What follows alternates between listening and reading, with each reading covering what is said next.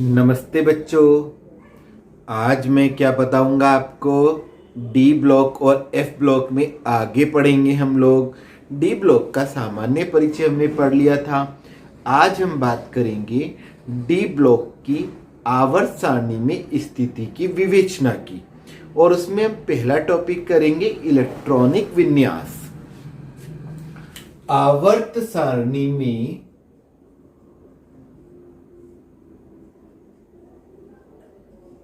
स्थिति की विवेचना,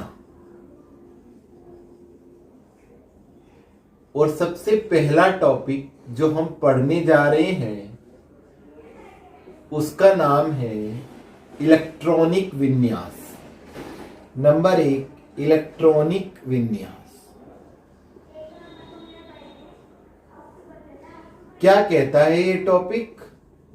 ये कहता है इन सभी तत्वों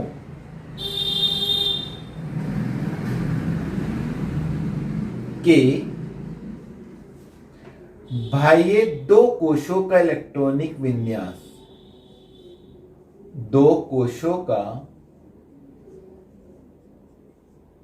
इलेक्ट्रॉनिक विन्यास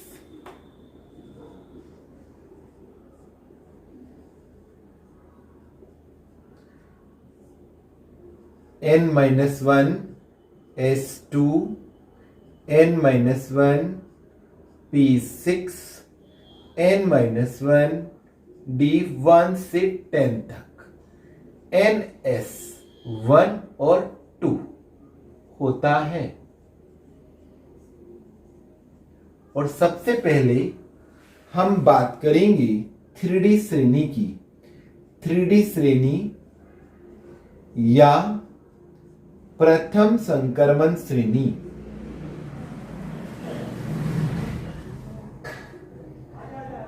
इसके इलेक्ट्रॉनिक विन्यास मैं आपको डिटेल में बताऊंगा, और बाकी सभी के मैं आपको शॉर्ट में बताऊंगा।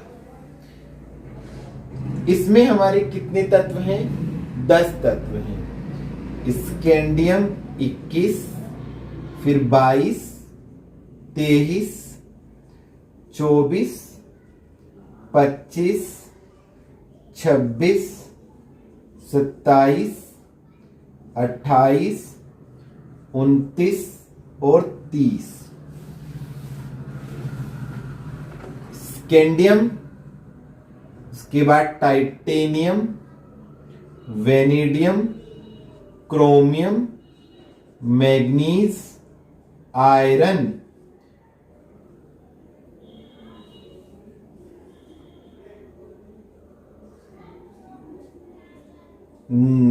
कोबाल्ट, निकिल, कॉपर और जिंक। इस तरीके से ये 10 तत्व हैं, और इनका इलेक्ट्रॉनिक विन्यास देखें। 1s2 2s2 2p6 3s2 3p6 और 3d1 और 4s2। देखो बाह्य दो कोश हो गए, तीसरा और चौथा। तीसरा N-1 S2 N-1 P6 N-1 D1 से लेके 10 तक, और NS में 4, क्योंकि 4 में से 1 घटाएंगे तो 3 बचेगा, इसलिए 4s1 या 4s2। तो ये हमारा इलेक्ट्रॉनिक विन्यास हुआ। अब यहां तक का इलेक्ट्रॉनिक विन्यास हम देखते हैं सेम है, और ये जो इलेक्ट्रॉनिक विन्यास है यहां तक अगर आप देख रहे हैं तो ये एक अक्रिय गैस है आर्गन, जिसका परमाणु क्रमांक 18 था। 2 4 6 8 गड़बड़, 2 4 6 10 2 12 और 6 18। तो आर्गन का इलेक्ट्रॉनिक विन्यास लिखने के बाद इस वाले इलेक्ट्रॉनिक विन्यास को हम ऐसे भी लिख सकते थे, आर्गन 3d1 और 4s2। ठीक है, अब बाकी भी हम ऐसे लिखेंगे, ये सेम 3d2 4s2, फिर ये सेम 3d3 4s2, फिर ये सेम 3d5 4s1, फिर ये 3d6 5 4s2, ये 3d6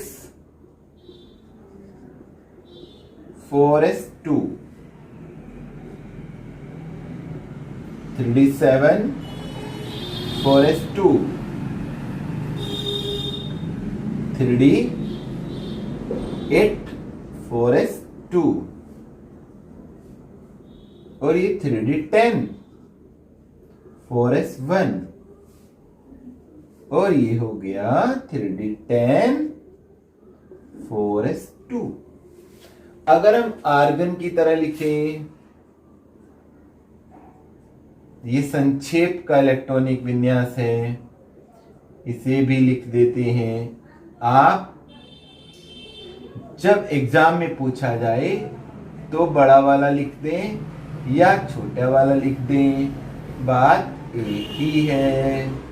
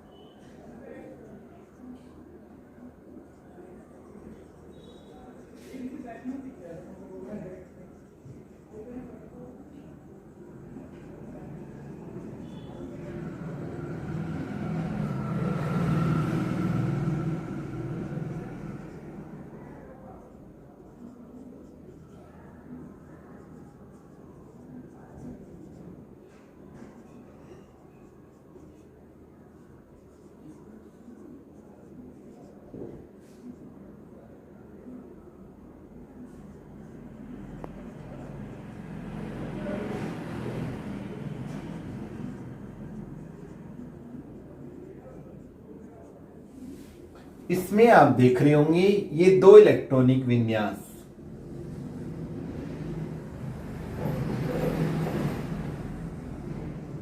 ये अपवाद इलेक्ट्रॉनिक विन्यास है, इसलिए इनमें क्रम से इलेक्ट्रॉन नहीं आ रहा, नहीं तो 1 2 3 4 आना चाहिए था।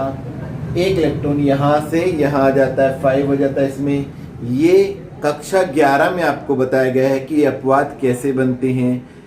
स्थायी इलेक्ट्रॉनिक विन्यास प्राप्त करने के लिए और अधिक विनिमय ऊर्जा प्राप्त करने के लिए ये हमारे अपवाद बनते हैं। यहाँ हमें ये अब बात नहीं समझानी है, यहाँ तो हम आपको यही समझाएंगे कि अंतिम इलेक्ट्रॉन डी उपकोष में प्रवेश कर रहा है, क्योंकि ऊर्जा के बढ़ते क्रम में डी बाद में आता है। इसलिए यहाँ तो हमने आपको ये इलेक्ट्रॉनिक विन्यास सही प्रकार से आपको समझ में आए इसलिए इसे रखा है। आप इसे डी को बाद में भी लिख सकते हैं, ठीक है।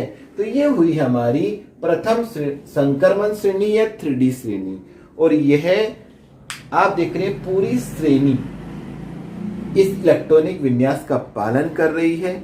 इसलिए इन सभी तत्वों को एक साथ एक ही कहाँ रखा गया है, एक ही आवर्त में रखा गया है ना। और कहाँ रखा गया है, एस और पी ब्लॉक के तत्वों के बीच में रखा गया है। अब अन्य जो संक्रमण श्रेणी है उनके तत्वों का इलेक्ट्रॉनिक विन्यास भी मैं आपको जरूर दिखाऊंगा। आवश्यकता नहीं है आप उन्हें याद करें, आप केवल एक ही लिखकर नीचे लिख सकते हैं। इन तत्वों का इलेक्ट्रॉनिक विन्यास में डी ऑर्बिटल में लगातार इलेक्ट्रॉन भरा जा रहा है, अर्थात ये सभी तत्व डी ब्लॉक के तत्व हैं और एस और पी ब्लॉक के बीच रखे गए हैं। लेकिन आपको मैं वो इलेक्ट्रॉनिक विन्यास दिखा अवश्य देता हूं। देखिए को इन सभी इलेक्ट्रॉनिक विन्यास में हम देखते हैं ये द्वितीय संक्रमण श्रेणी है 39 से 48 तक। वहां हमने आर्गन लिया था, यहां क्रिप्टॉन, क्रिप्टॉन के बाद 4d1 5s2 4d2 5s2 4d4 5s1 4d5 5s1 4d5 5s2 4d7 5s2 4d8 5s1 4d10 5s0 4d10 5s1 और 4d10 5s2। ये हमारे yttrium, zirconium, niobium, molybdenum, technetium, ruthenium, rhodium और पैलेडियम, सिल्वर और cadmium, ऐसे 39 से लेके 48 तक के तत्व हैं। इनके सब में भी हम देख रहे हैं कि इलेक्ट्रॉन जो प्रवेश कर रहा है वो डी ऑर्बिटल में प्रवेश कर रहा है। फिर आपके तत्व आते हैं तृतीय संक्रमण श्रेणी के बाद।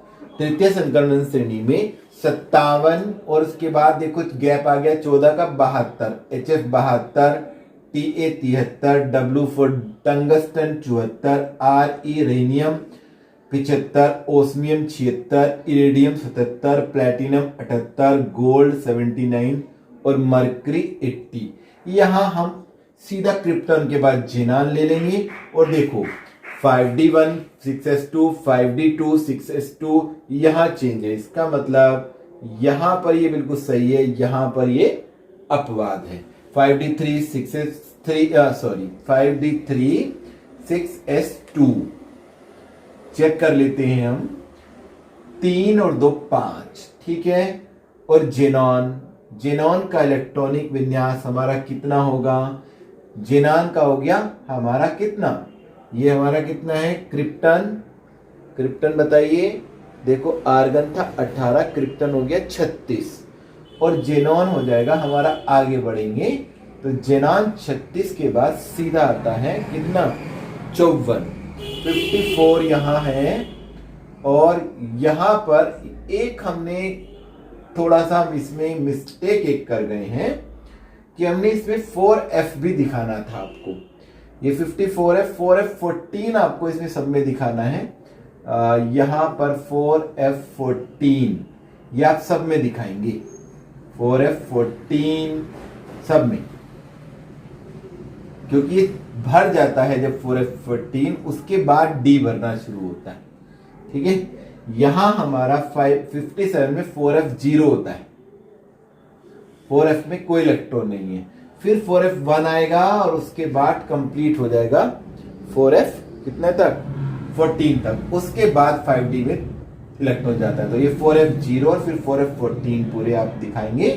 तो ये आपका कितना मैंने आपको बताया था, ये 54 और 14 कितना हो गया? 54 और 14 हो गया हमारा कितना? बताओ भाई, 68। और 68 में 5 जोड़ देंगे 73, करेक्ट। तो ये 5D4 6s2, 5D5 6s2, 5D6 6s2, 5D7 6s2, 5D9 6s1, 5D10 6s1 और 5D10 6s2। ऐसे ही हम देखते हैं हमारी चतुर्थ संक्रमण श्रेणी एक्टिनियम 89।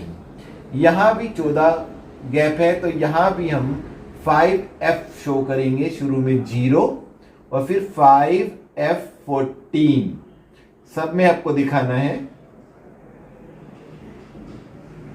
ध्यान रखेंगे, आप सबको 5F14 दिखाएंगे। और फिर रदरफोर्डियम 104, डब्लेनियम 105, सग्रेसियम 106, ये सब 106, 107, 108, 109, 110, 111 और 112। कॉपरनिसम, जिसको मैंने UUB कहा था, वो असलियत में कॉपरनिसम होता है, कॉपरनिकम भी कहते हैं, ठीक है। कॉपरनीसियम 6D1 7s2, 6D2 7s2। तो ये इलेक्ट्रॉन हमारा D ऑर्बिटल में प्रवेश कर रहा है। 6D3 7s2, 6D4 7s2, 6D5 7s2, 6D6 7s2, 6D7 7s2, 6D8 7s2, 6D10 7s1 और 6D10 7s2। पुनः मैं आपको याद दिला दूं कि इलेक्ट्रॉनिक विन्यास आप एक ही श्रेणी की अच्छी तरह से याद कर लें, बाकी की आपको आवश्यकता नहीं है। तो ये हुआ हमारा इलेक्ट्रॉनिक विन्यास। नीचे हम एक लाइन लिखेंगे, क्योंकि अंतिम इलेक्ट्रॉन D ऑर्बिटल में प्रवेश कर रहा है, अतः इन सभी तत्वों को एक साथ कहाँ रखा गया? S और P ब्लॉक के मध्य में D ब्लॉक के तत्वों में रखा गया है, ठीक है। आज के लिए हमारा इतना ही। घर पर रहिए, सुरक्षित रहिए, प्लीज यूज द मास्क। जब भी बाहर निकले मास्क लगा लीजिए। और एक काम तो आप कर ही नहीं रहे होंगे, कर रहे हैं क्या? अच्छा, नहीं कर रहे हो तो हमारे जो ये वीडियो है अपने दोस्तों को बता दीजिए। कुछ हमारे सब्सक्राइब हो जाएंगे वे, और उन्हें भी हमारा ये जो पढ़ा रहे हैं उनको भी पता लग जाएगा और उन्हें भी कुछ ना कुछ लाभ हो जाएगा। तो घर पर रहिए, सुरक्षित रहिए। Thank you.